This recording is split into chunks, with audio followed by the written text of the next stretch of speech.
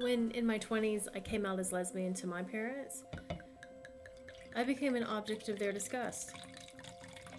Their recoiling didn't surprise me, and they were devout Catholics, but I was still distraught, and as a result, I worked to eliminate disgust from my repertoire of emotions. But lately, I've noticed that the feeling is on the rise in me. I experience it more and more as I age, and well, it has to be said that disgust has overwhelmed the public square since the 2016 presidential election.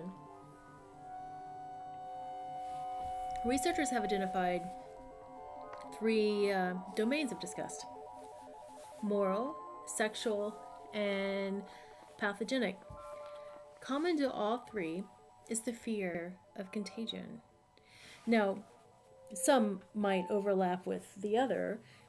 The germaphobe who refuses kissing, philomophobia, is a thing, might also register a sense of moral or sexual disgust. Years ago, I dated this guy. Well, let me be frank.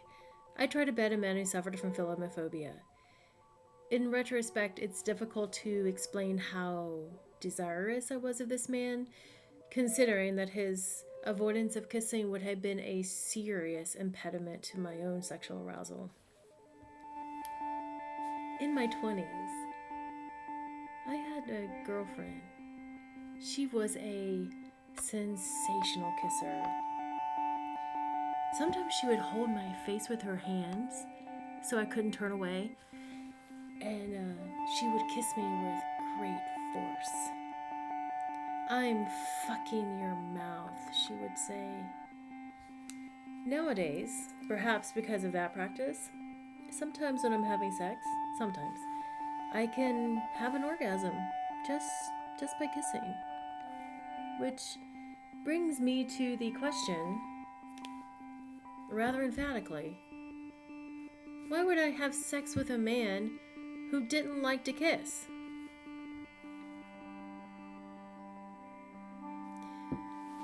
A few years prior, my partner and I had made the decision to open our relationship to others after we had stopped having sex completely. Now, this is not unusual among long-term couples. Among lesbians, it has a name, lesbian bed death. And although we are hardly the only couples thus afflicted, we are, as far as I know, the only community to have named the affliction. My partner and I had not had sex for 5 years when we took the step to open our relationship up to others while maintaining the emotional primacy of our commitment to each other as partners and to our children. In retrospect, isn't it always impossible to explain desire?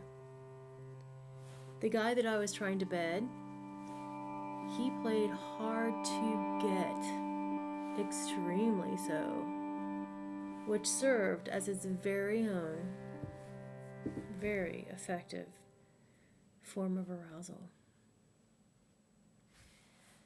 Lately, I've wondered if ex-President Trump, a self-proclaimed germaphobe, might suffer from philomophobia.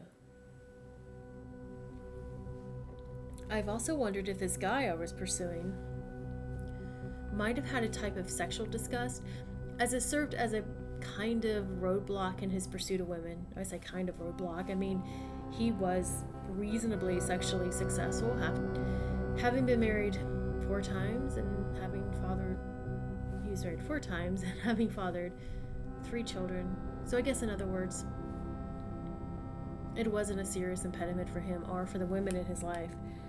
But it's possible. It is very possible it was born out of moral disgust. He was married when I met him and seemed ambivalent about stepping out on his 3rd wife, as his infidelities had ended his previous 2 marriages. I myself, I didn't feel disgust, moral, sexual, or pathogenic at the thought of sleeping with a married man, although I know a lot of people who do.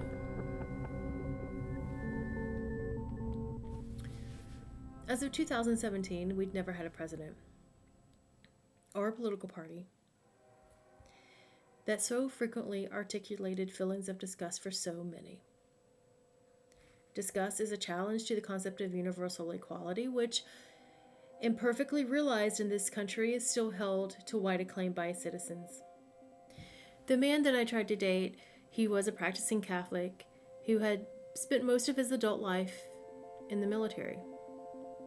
He was the first contemporary of mine with whom I had extensive conversations who had served in the theater of war. He had served in several: Iraq 1, Afghanistan, Iraq 2.